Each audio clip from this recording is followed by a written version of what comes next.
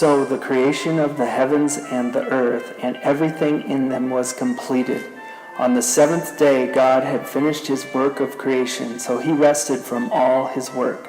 And God blessed the seventh day and declared it holy, because it was the day when he rested from all his work of creation. This is the account of the creation of the heavens and the earth.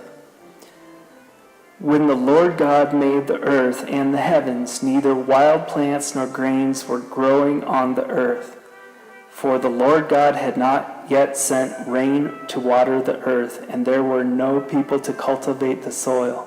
Instead, springs came up from the ground and watered all the land. Then the Lord God formed the man from the dust of the ground. He breathed the breath of life into the man's nostrils, and the man became a living person.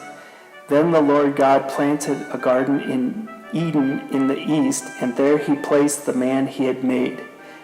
The Lord God made all sorts of trees grow up from the ground, trees that were beautiful and that produced delicious fruit. In the middle of the garden he placed the tree of life and the tree of the knowledge of good and evil. A river flowed from the land of Eden, watering the garden and then dividing into 4 branches. The first branch, called the Pishon, flowed around the entire land of Havilah, where gold is found. The gold of that land is exceptionally pure. Aromatic resin and onyx stone are also found there. The second branch, called the Gihon, flowed around the entire land of Cush. The third branch, called the Tigris, flowed east of the land of Assur. The fourth branch is called the Euphrates.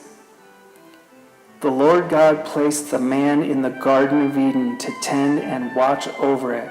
But the Lord God warned him, "You may freely eat the fruit of every other tree in the garden, except the tree of the knowledge of good and evil. If you eat its fruit, you are sure to die." Then the Lord God said, "It is not good for the man to be alone. I will make a helper who is just right for him." So the Lord God formed from the ground all the wild animals and all the birds of the sky. He brought them to the man to see what he would call them, and the man chose a name for each one. He gave names to all the livestock, all the birds of the sky, and all the wild animals, but still there was no helper just right for him. So the Lord God caused the man to fall into a deep sleep. While the man slept, the Lord God took out one of the man's ribs and closed up the opening.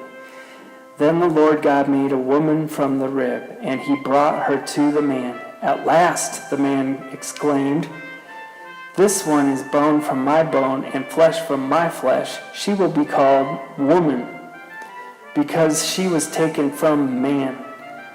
This explains why a man leaves his father and mother and is joined to his wife, and the two are united into one. Now the man and his wife were both naked, but they felt no shame.